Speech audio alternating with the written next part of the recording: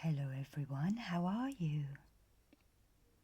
It is story time today, that is why I have the Bard's Laurel on.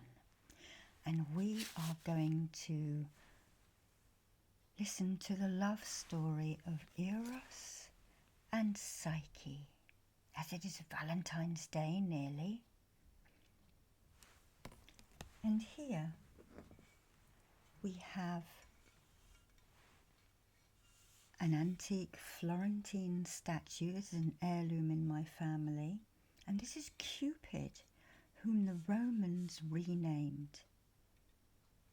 Eros is the Greek name, and Cupid is the Roman name, probably the most easily recognizable god out of the Greek and Roman pantheon.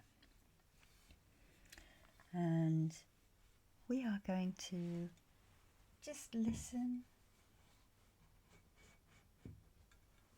and have a little bit of fun with this ancient Greek tale. So before we do anything, as we will be working with the gods and we may get some healing, because after all these stories were created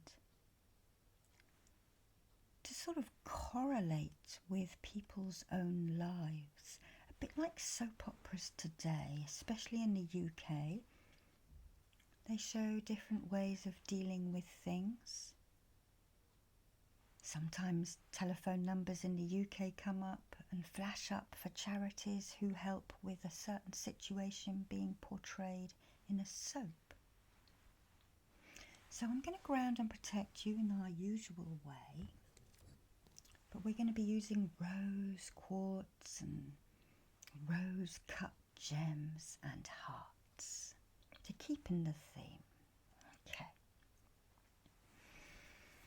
So this is a green opal heart. You've seen this before in my videos. It is amazingly heavy. I want you to feel this being run down your body. And I want you to breathe down into your feet. And imagine that is now on the floor, underneath your feet, and it's big enough for you to rest the arch of each foot and just rock it back and forward and feel its coldness and its heaviness, keeping you grounded.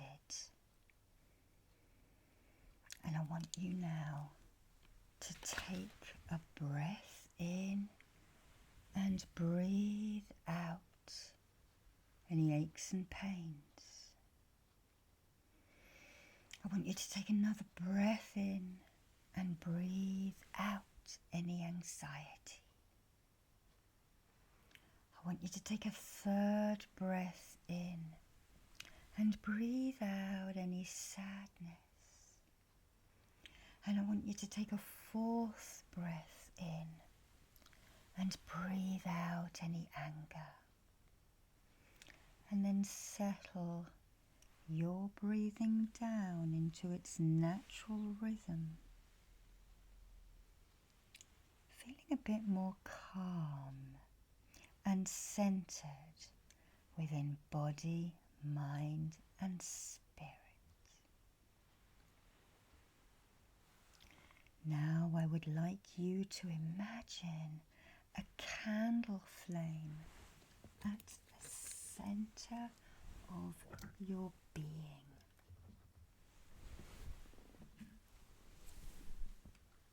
And I'm going to light this beautiful rose quartz candle. And imagine that now starting to glow and grow. And I want you to push that flame out to each side of you, pushing out any emotions that do not belong within you. Maybe you're making them yourself, maybe others are triggering them.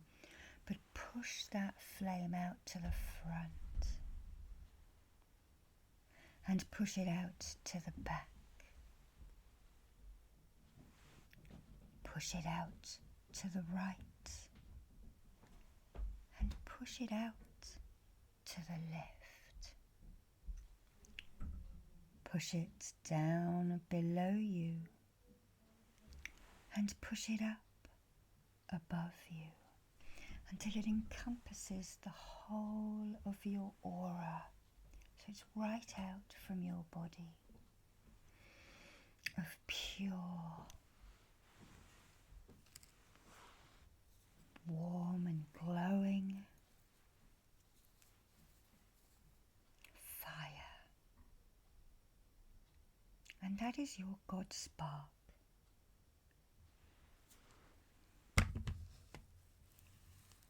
I'm going to draw some Reiki symbols in now before we start. We're going to draw the master symbol, Daikumyo. Daikumyo. Daikumyo. The master symbol. Now the distant healing symbol, because apparently these tales are healing in their own way. Honsha Tse Shoten. Honsha Tse Shoten. Honsha Tse Shoten.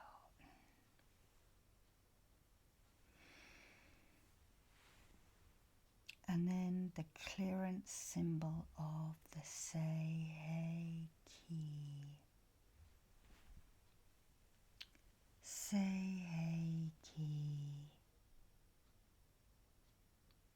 Psycie.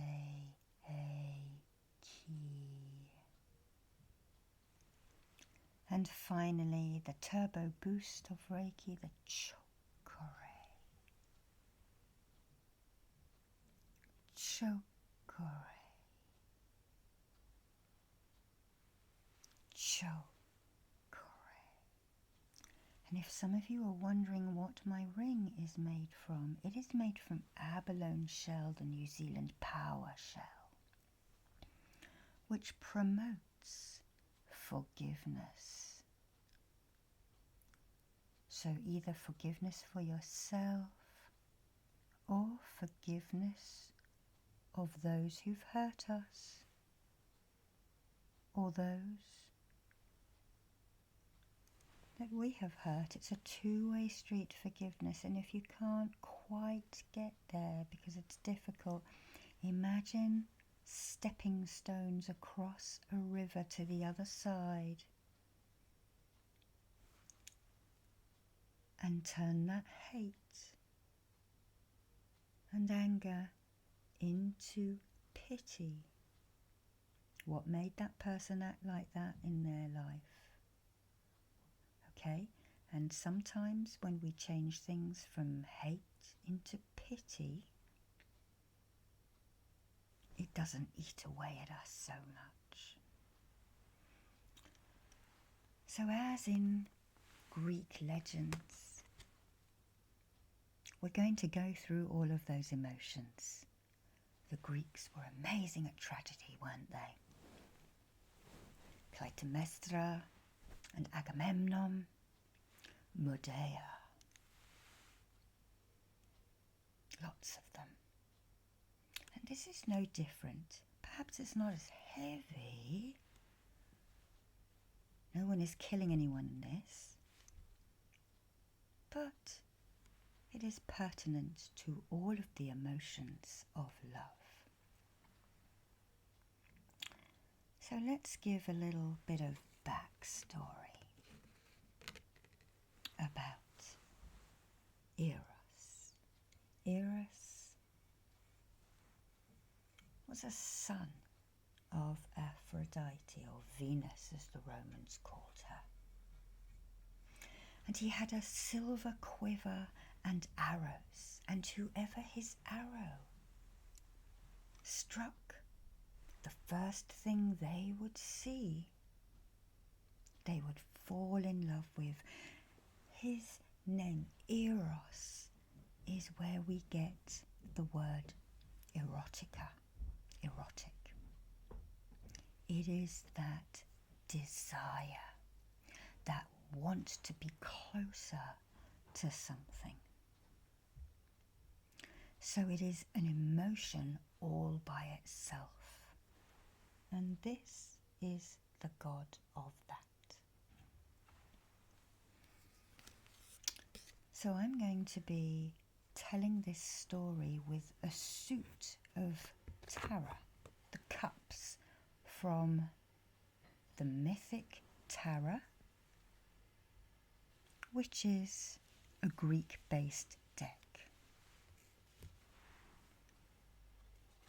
But I want you just to relax a little bit further. I'm going to spray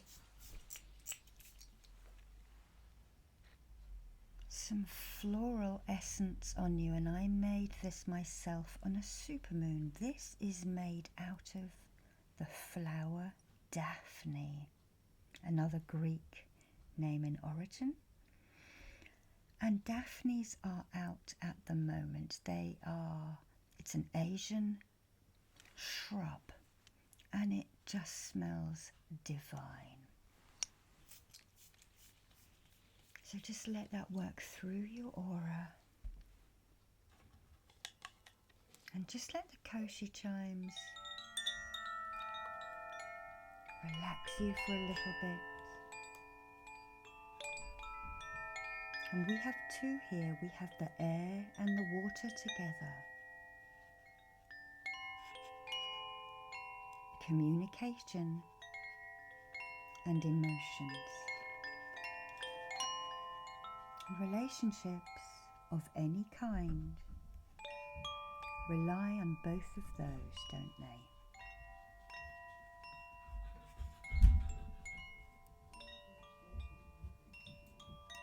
That noise was the dog trying to get in, by the way, if you heard a bang at the door.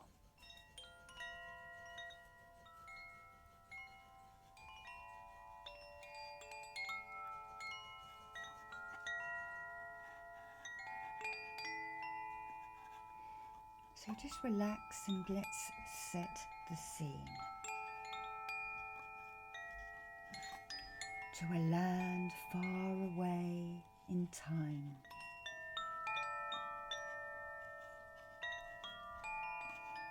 To a land of beauty and of legend.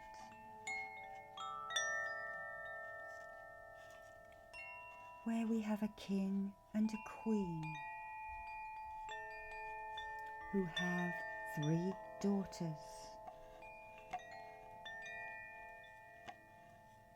Aglora and Sidipe, and the youngest Psycie, who grew to be so beautiful that the people of that place started to think she was a goddess, even more beautiful than Aphrodite herself.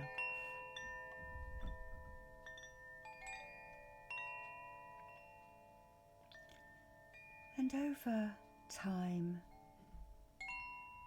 the people stopped giving sacrifices and offerings to Aphrodite. Her temple fires started to dim.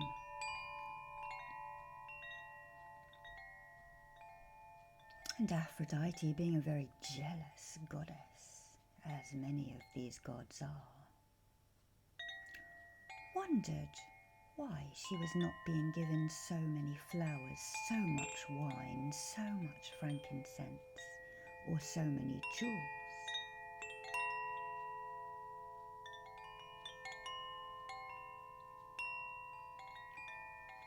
So she travelled to that place and started to have a little look around what was going were her coffers not so full.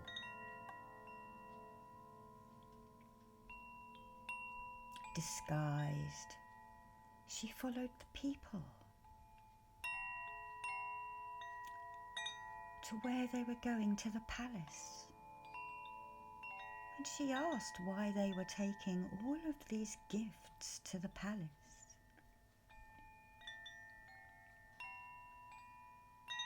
And one of the peasants told her that they were taking the gifts to Psycie,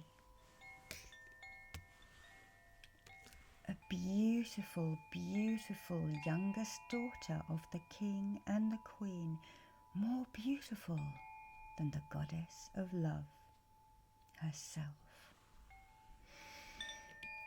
Well, Aphrodite became very jealous.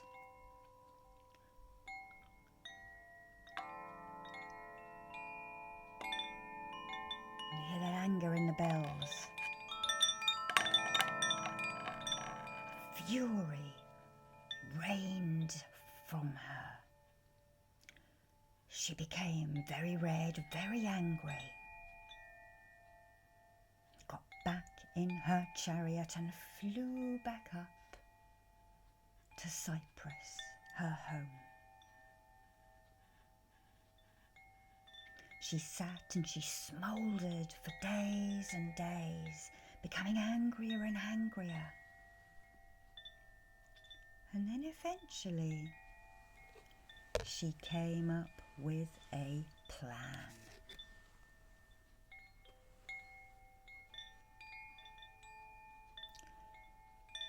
She roped Eros in, her son, and she hatched a plan of revenge, a plan of jealousy. She decided to send Eros to this king and queen. She decided to tell Eros to tell them that Aphrodite was very angry and that she would rain down terror if the coffers of her temples were not refilled.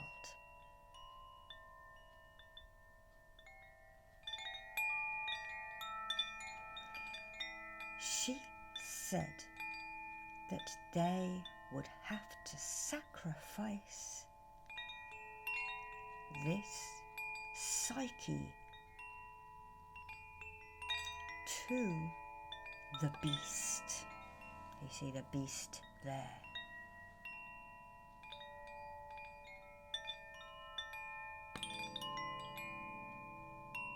And then she flew away again, and she left the king and queen to talk about this with their governors and to hatch a plan.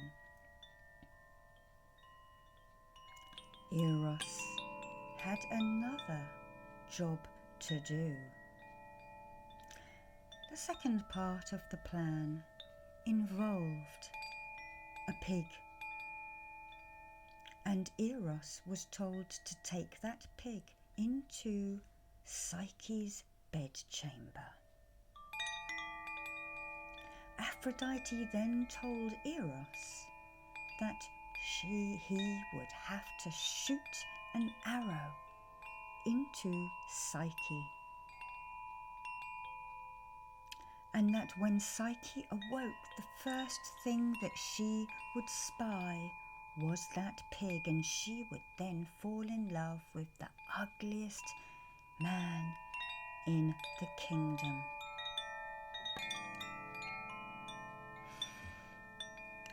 So Eros, used to his mother's whims and fancies and doing what he was told, picked up a pig, an ugly boar with lots of hair, and flew all the way down to her bedchamber.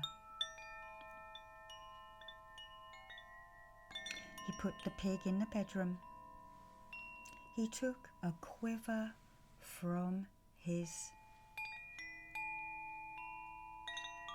arrow case and strung his bow.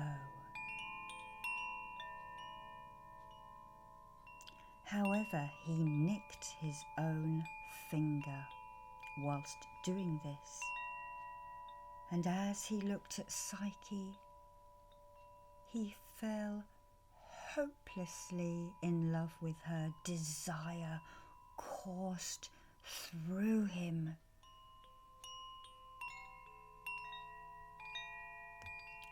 And he could not shoot her. He could not hurt his new beloved, the object of his desire. And so he flew away.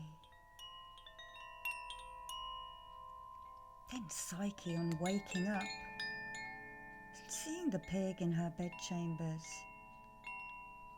kind of remembering this winged angelic being who gazed at her so lovingly, thought it had all been a dream.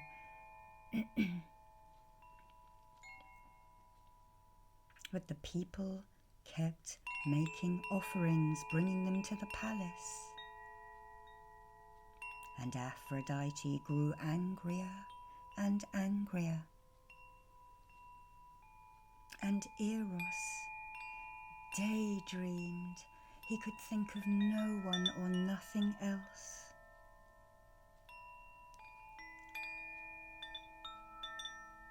He would look in upon her over the next weeks and months, not knowing what to do or how to sedate his desire. Aphrodite, growing crosser and crosser by the day, then went back to the palace and screamed and shouted and stamped her feet and beat her breasts and said to the king and queen, "I demand sacrifice.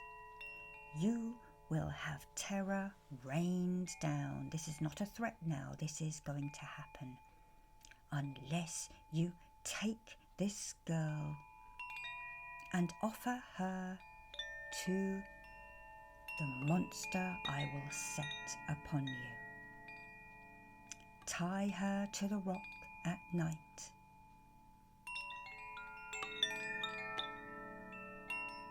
The king and the queen and Psyche was so resigned to this, and in those days did exactly what the gods told them, because they needed to appease them. Had to make this sacrifice. Psyche was resigned to it, being good-natured and lovely herself, and living for the good of the people, as royalty should. Her sisters, Aglora and Cydippe, were very jealous indeed. They hated her beauty. Secretly, they were happy.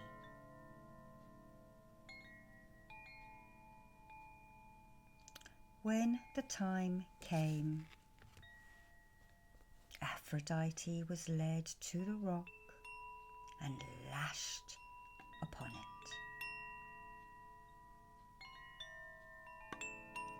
She waited, very scared but resigned, expecting thunder and lightning to be lashing down and the waves to be sweeping over her. But it was calm, it was still, and it was sunny. Then, suddenly she heard the beatings of wings. She shut her eyes, tensed her body, waiting to be gobbled up alive by the hideous monster. But instead, a sweet voice spoke gently to her.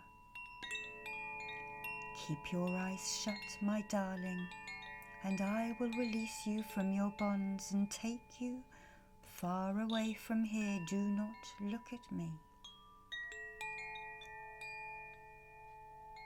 And he cut the ropes that tied her to the rock and picked her up in his strong arms and carried her away across the seas, across the islands and the lands, until finally they came to a place,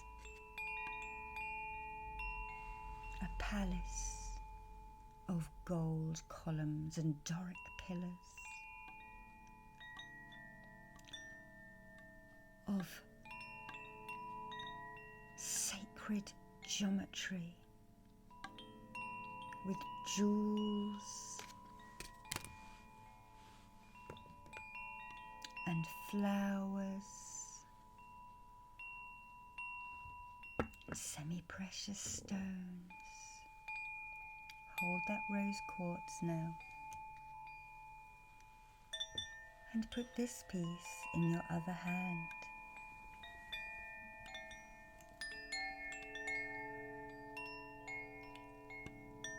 And then,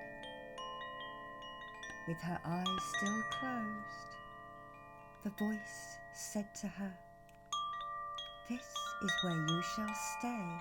Your every need will be met. Do not fear, and do not open your eyes until I have left."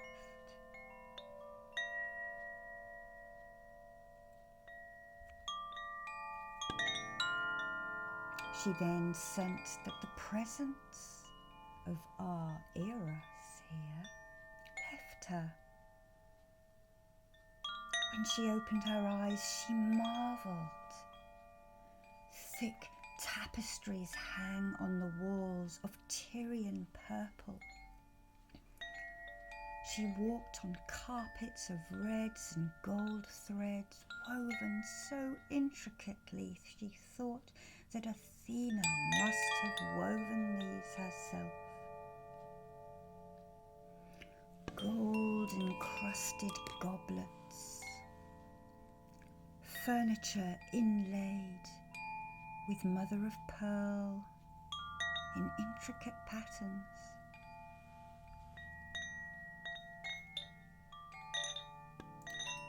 She walked from room to room, and she ended up in a banquet hall with a feast laid upon the table. As she went to sit down, her chair magically moved out for her, and then it was pushed back in underneath her. Goblets floated through the air towards her, and the amphora of wine was magically lifted by itself and poured the sweetest, reddest wine in. Food floated from the big plates onto her smaller trestle.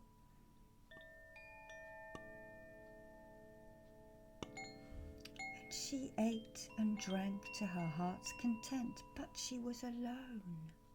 It was very strange eating with no one to talk to.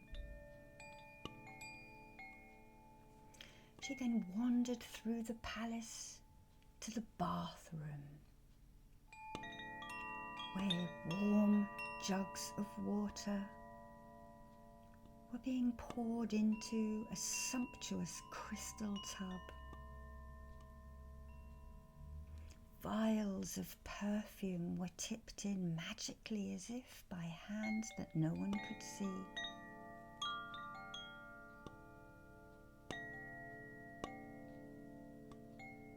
And she bathed to her heart content. As she stood up and stepped out, a magical towel of the softest linen was wrapped around her. A doorway opened and she walked through it into a bedchamber. A rail of fine clothes were in front of her, and she chose a simple gold embroidered shift. No sooner had she chosen it in her mind, it floated up and it was draped upon her.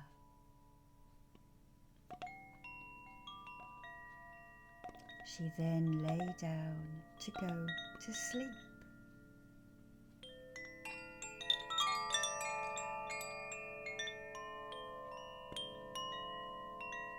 Later that night,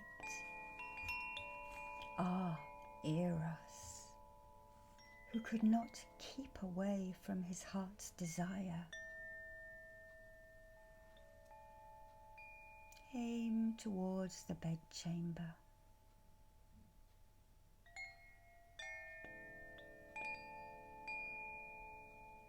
He looked down lovingly upon Psycie, her beauty as she slept, and he sighed, and he was content to do this night after night.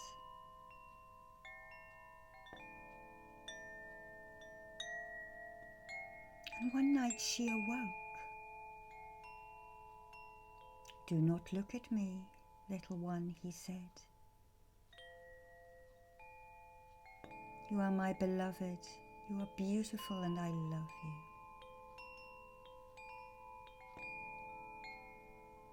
"All right, my lord," she said, because she thought this must belong to a king or a god. But she doubted a god. She thought it was a high lord somewhere who owned this palace. But she still did not know why she was here. Was she being fattened up still for this monster? Well, so be it if she was, at least. For now, she had all she could eat or drink and these beautiful clothes and this soft bed to sleep in. Each night, Eros would come to her, but she was not allowed to turn round and look at him. He would speak and they would talk. And eventually one thing led to another. But still she was not to open her eyes.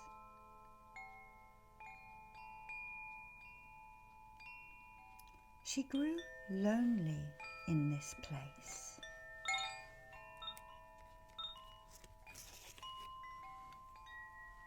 She had everything she could desire, except the company of humans.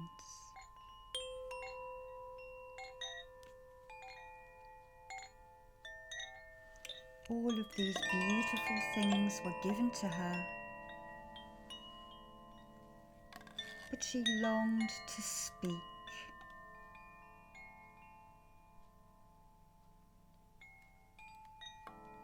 The next night, Eros entered her chamber,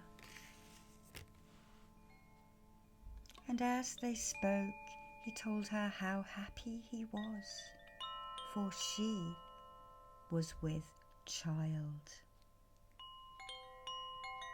"But my dear, you may still not look at me.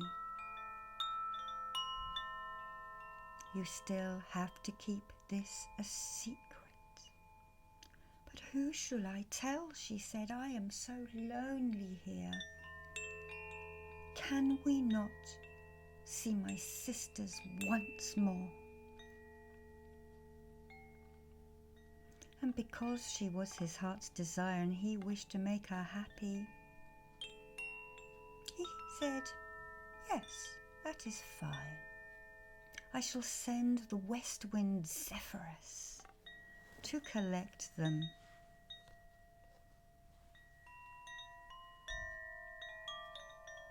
The sisters were now a bit happier in their life. They had no jealousy because they thought Psyche was dead. Each had been married off.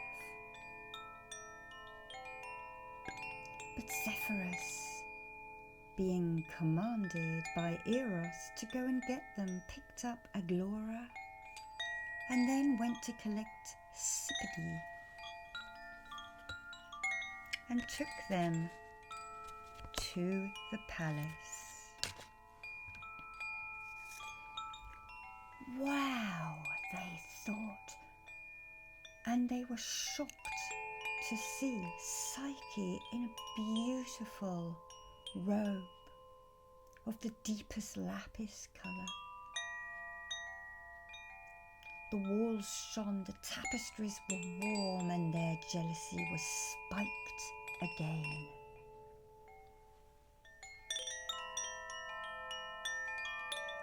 But they masked it well and all sat down together to talk. "We thought you were dead."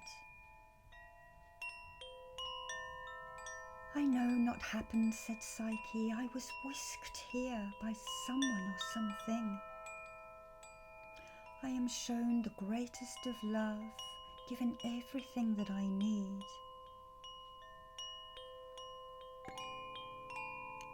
Well, well, well," they said, and they started to scheme, jealousy arising through them. "Who is this? You must find out who he is. It could be a monster. You must collect some hair." "But I am told not to look or open my eyes. We just talk." "This is a monster." "No, he's not," said Psyche. Okay, so they hatched a plan, these two sisters, Aglaura and Psycie. "When you sense that he is asleep, you must creep out of bed and light a lamp, but cover it. And then you can creep across the room and spy who it is, and then you will know. Your child will be classed as illegitimate if you do not know who you sleep with, or..." Okay. Psyche, being the youngest sister, decided she would do this. And when the time came for them to go, Zephyrus returned again, strong of arm, and picked up Aglaura and Psycie and whisked them all the way back to their homes, where they still smouldered, were still jealous.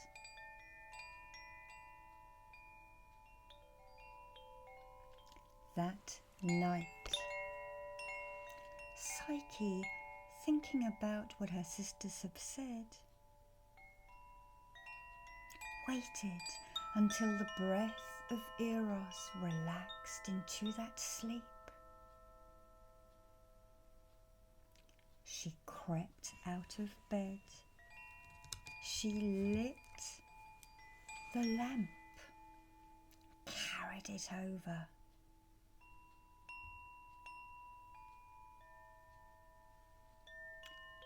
held it up, and looked upon Eros, who snoozed, and the face that she gazed on was of a god, Then she saw something silver, and she reached towards it and pricked her finger on the point of one of his arrows. And then she had the desire, because the first thing she had spied was the beautiful god Eros.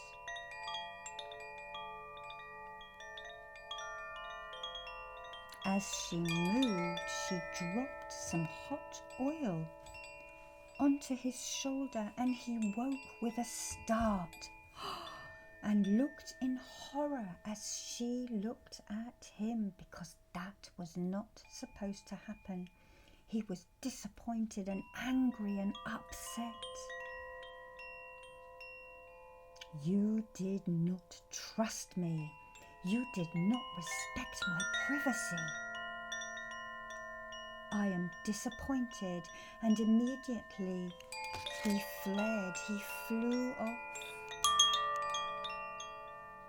And the amazing palace disappeared. It disintegrated all around her until she was left standing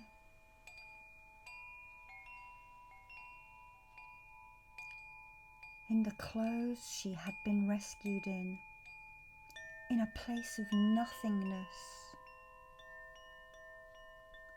The forest was all around. The place was empty. And despair and confusion reigned within her. It settled in her heart. Bereft she was. My beloved has flown away.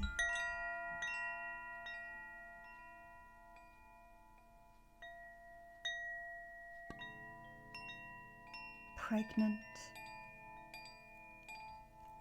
and still told,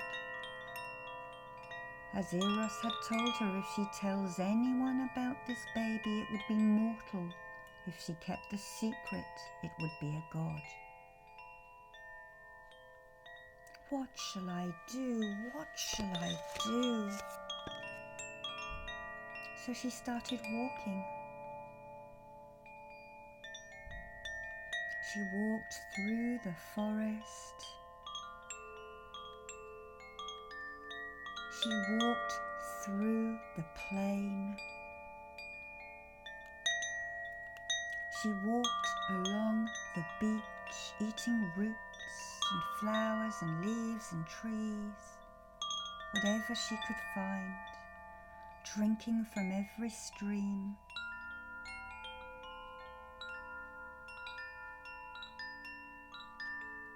And then she came to a palace.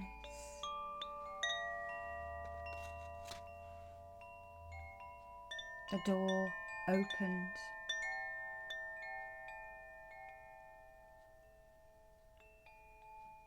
And she was ushered inside. So bedraggled was she.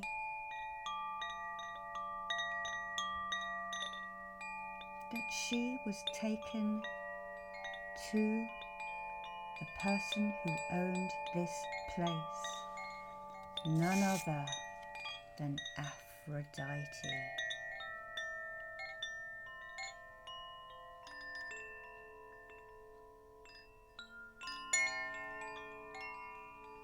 Aphrodite recognized her immediately and threw her into a cell. Still jealous and still angry, she had not known what had occurred between Eros and Psyche.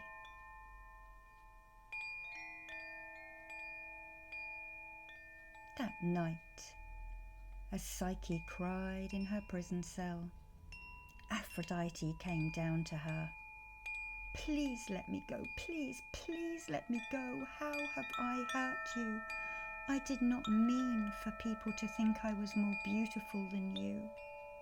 I know that is one of the sins of humans to think we are better than gods, but I did not, honestly. Aphrodite thought then, okay, I will set you a task. And she had a grain of mixed seeds brought into the cell, and it was tipped all over the floor. You, my dear, have to separate all of these grains out, and you must do it before Eros opens the doors of dawn. And she promptly spun on her heel, walked out and slammed the cell door. Psyche sat down, sobbing her little heart out. How would she separate the barley, the wheat, the flax, the poppy, all of these seeds? How would she ever separate them? And one of her tears fell on an ant. Oh, he almost drowned in it. Here, big lady, why do you cry? A little tear to you is like a deluge of flood for me. I am sorry, little ant, I did not mean to. Aphrodite has set me this task, and I have no idea how I will do this before Eros opens the gates of dawn. The ant, taking pity on her, said, don't worry, we'll sort it. And he whistled, and all of his thousands of brothers and sisters came to the call. And Psyche watched in admiration as these thousands of ants scurried to and fro, picking up the grains upon their back and carrying them to various piles. And before the rosy fingers of Eros opened the gates of dawn, it was done. There you are. And all of the ants marched in a line off to where they lived.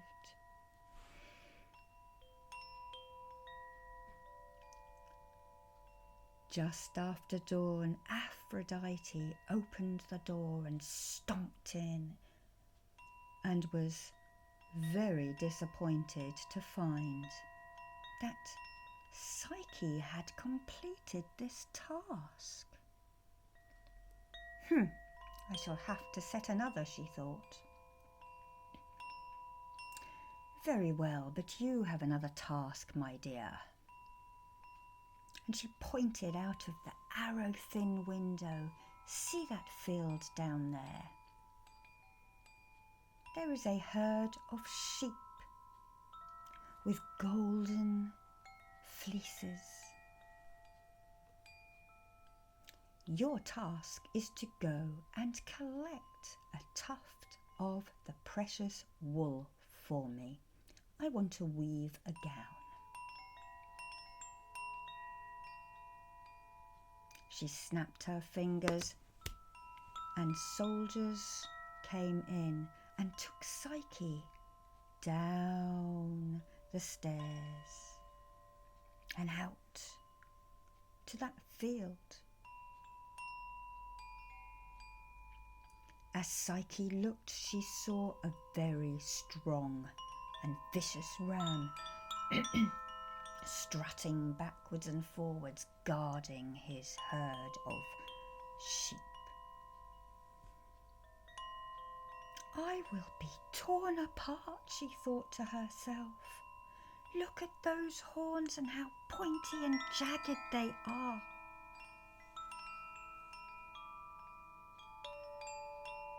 At the edge of that field was a stream, and she walked over to it in absolute despair and knelt down by the reeds and sobbed her heart out. One of the reeds took pity on her and whispered in her ear.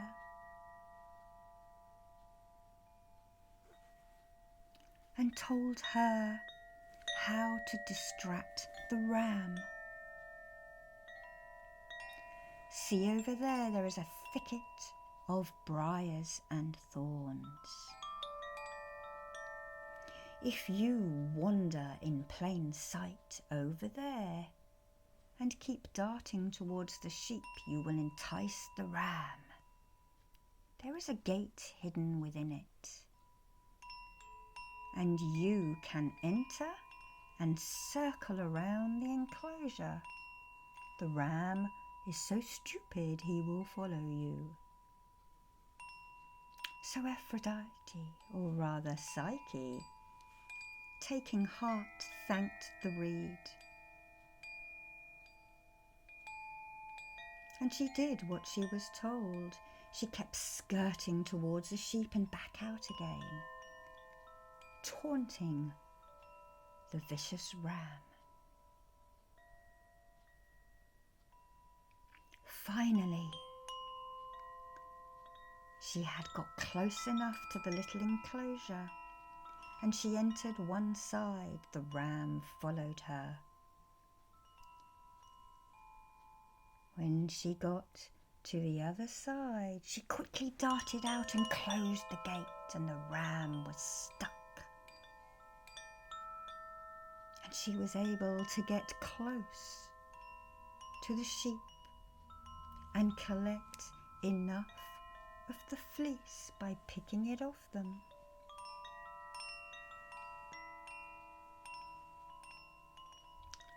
For Aphrodite to weave herself a golden gown. She took it back to the palace.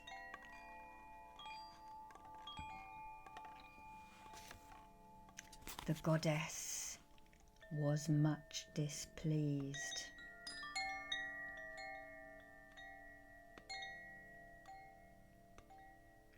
The final task for you is to go down to Hades and collect some of Persephone's tears and beauty in a goblet.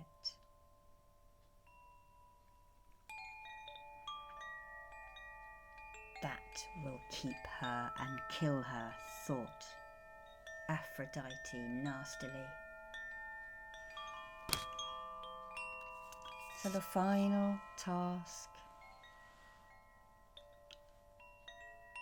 she found the gates of Hades. She entered through the crevice and started to walk down into the underworld. But a little sparrow had seen the sobbing Psyche and resolved to flap his little wings all the way to Eros, who was moping on the other side of the world. The sparrow chirruped the tale of how Aphrodite had made her separate grains out, collect a golden fleece, and now to enter the underworld itself. Eros, still totally in love and desiring Psyche, thought on this. He thought and he thought and he thought, my mother is a jealous woman. It is not fair that she has set all this task. She has been against Psyche since her beauty developed. So, our Eros, our Cupid, decided to go and speak to Zeus, the Almighty, the All-Father. Off to Olympus he went,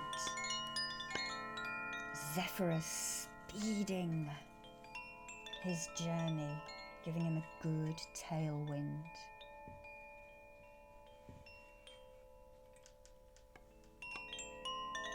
once at Mount Olympus, he petitioned Zeus. Zeus then sent Hermes to collect Aphrodite.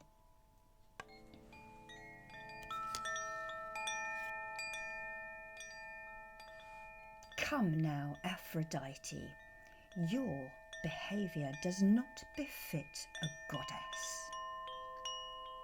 You need to apologise and you need to call Psyche back before she dies for good. I did not raise you, dear sister, to be so nasty. I am a Greek goddess. We are all nasty when we need to be, she reminds her brother. But nevertheless, she snapped her fingers, which I cannot do with this hand, and immediately sent her chariot down to the underworld to collect poor Psyche.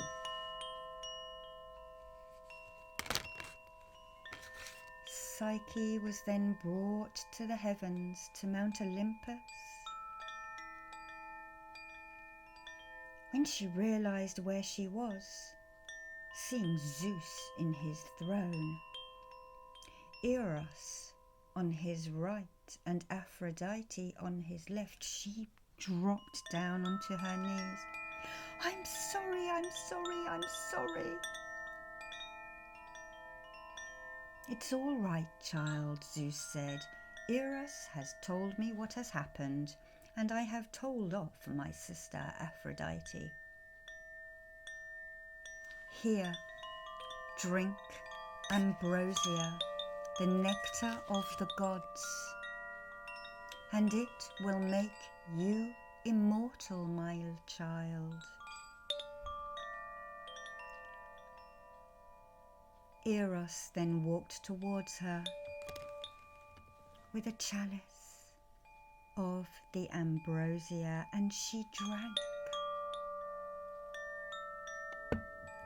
Immediately her body started to twinkle and shine.